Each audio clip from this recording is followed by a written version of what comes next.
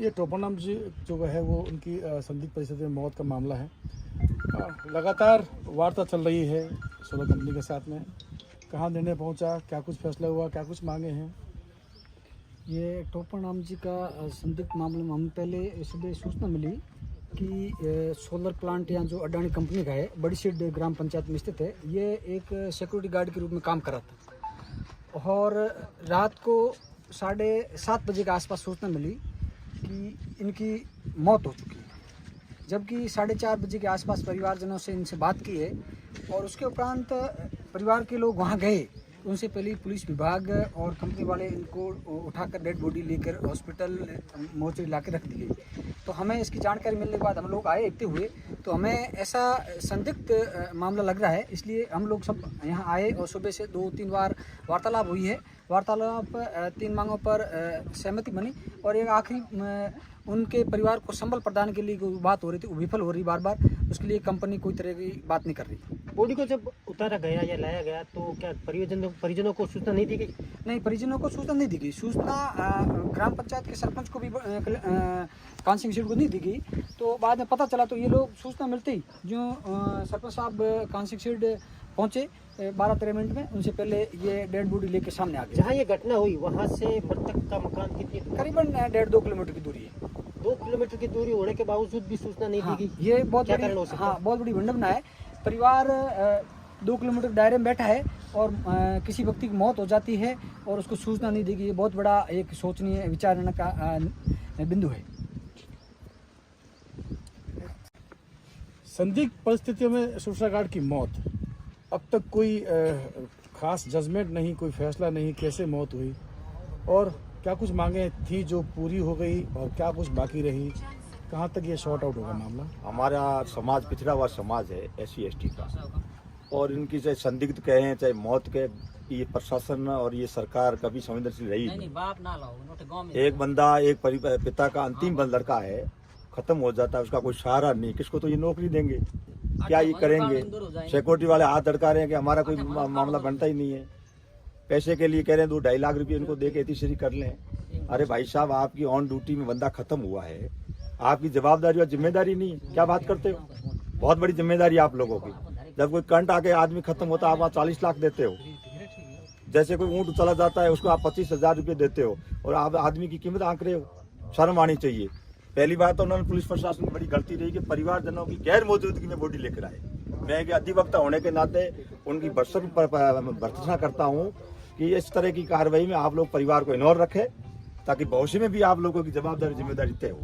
दूसरी बात, कंपनी की ओर से अभी तक कोई अधिकृत रूप से लिखित में नहीं दिया गया है कि हमारी भी जवाबदारी है, जिम्मेदारी है। इसलिए हम लोग बड़ा आंदोलन करने की तैयारी में रूपरेखा बना रहे हैं। हम हमारे रिश्तेदारों से, परिवारजनों से बात कर रहे हैं और अगर समय रहते हमारी कार्रवाई पर गौर प्रशासन ने नहीं किया तो मैं आप लोगों के माध्यम से कहना चाहता हूं कि कल फड़ौदी और ये बाप का और जितने हमारे साथी लोग ईंट से ईंट बजाने का काम करेंगे, जब तक हम जागरूक नहीं होंगे, जब हम एक नहीं होंगे, संगठित नहीं होंगे, इस तरह का अत्याचार और अन्याय होता रहेगा।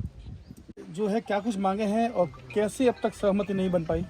हमारी जो मुख्य मांगे थी कि इस केस की जांच अन्यत्र पुलिस अधिकारियों से की जाए और इस पोस्टमार्टम का जो है वो बोर्ड बैठा के किया जाए और एक परिवार में किसी भी एक सदस्य को अडानी कंपनी में नौकरी लगाई जाए और इस परिवार के लिए पेंशन, विधवा के लिए और उनके मिसेज के लिए पेंशन की व्यवस्था की जाए और आर्थिक संबल जो हमने मांगा था उस बात अभी तक बनी नहीं है। वो भी बात 2 बार वार्ता की है, वार्ता विफल रही है। बाकी सब बातें बन गई? हाँ, बाकी सब बातें मान गए, लगभग बातें सब मान गए। नौकरी देने का मान गए और उचित कानूनी कार्रवाई दूसरी मतलब पुलिस थाने से करवाने की मांग गए और पोस्टमार्टम बोर्ड से करवाने की मांग। आज सुबह से यहाँ मोर्चरी आगे धरना चल रहा है, जिसके तहत प्रशासन कोई कार्रवाई नहीं कर रही है और उस कार्रवाई के तहत आज हम यहाँ इकट्ठे हैं। शाम होने को आ गई है। सबसे पहले मेरे प्रशासन से मांग करता हूँ कि जो थाना अधिकारी बॉडी को कंपनी के फोन के माध्यम से लेकर के यहाँ मोर्चरी ला के आए हैं, सबसे पहले उस थाना अधिकारी के खिलाफ सख्त कार्रवाई हो, उसको लाइन में भेजे। उसके बाद में कंपनी वाले ये जवाबदेही तय करें कि जो जगदम्बा सिक्योरिटी गार्ड है उसका लाइसेंस रद्द करे, ताकि किसी के साथ में ऐसी अनहोनी घटना नहीं हो और इस परिवार को, पीड़ित परिवार को न्याय दिलाने के लिए कम से कम 50 लाख जो मांग की जा रही है उसके ऊपर आज शाम तक कार्रवाई करे, नहीं तो कल ये पूरा समाज है जो उग्र आंदोलन करेगा और इसके लिए प्रशासन स्वयं जिम्मेवार होगा। धन्यवाद। माध्यम से इस तरह की घटना अगर कंपनी वाले हो, चाहे व्यवसायी हो, चाहे दुकानदार हो, किसी के साथ भी ऐसी हो सकती है, लेकिन इनकी जो जवाबदारी बनती है, कम से कम इतनी जवाबदारी तो थी ना पहले, जैसे भी कोई चीज़ हो गई है तो परिवारजनों को, आस पड़ोस को, जो भी उनको सूचना देके ये फिर ये मोर्चरी में लाते हैं। सीधा इन्होंने मोर्चरी में लाना तो फिर तो ये क्वेश्चन मार्क खड़ा कर ही दिया। तो मेरी आपसे, आपके माध्यम से रिक्वेस्ट है कि जो परिवार, पीड़ित परिवार है, उनको उचित न्याय दे। उनके लिए हम सब 36 कौम इनके साथ हैं। धन्यवाद। आज हम लोग कब सुबह से करीब 10 बजे से यहाँ उपस्थित है 200 की संख्या में। हमारी प्रशासन से 2-3 बार बात हुई, लेकिन प्रशासन पूरा राज्य सरकार और केंद्र सरकार के दबाव में काम कर रहा है। हमारी बात नहीं सुनी जा रही है। हमारे परिवार से एक व्यक्ति चला गया, उसके बावजूद प्रशासन हमारे ऊपर दबाव बढ़ा रहा है कि आप छोटा मोटा मुआवजा लेके बॉडी उठा लो। ये हालांकि गलत है और हम प्रशासन को झुका के हमारी मांगे मना के यहाँ से उठेंगे। क्या मांग थी जो नहीं मानी गई? मोटा मोटी बात ये थी कि प्रशासन कह रहा है भी आप उनके बच्चों की पढ़ाई है, उनका हम खर्चा दे देंगे। तो जिनकी डेथ हुई उनका एक बच्चा 1 साल का है और फिलहाल ऐसा सुनने में आया कि उनकी जो मिसेज अभी गर्भवती है, बाकी उनके घर में कोई कमाने वाला भी नहीं है। तो पढ़ाई की खर्चे की बात करें, उनके आर्थिक संबल सुबह शाम के लिए भोजन की व्यवस्था कौन करेगा? तो उनकी डेथ तो कंपनी में हुई है ना। मोटा मोटी बात ये है सर।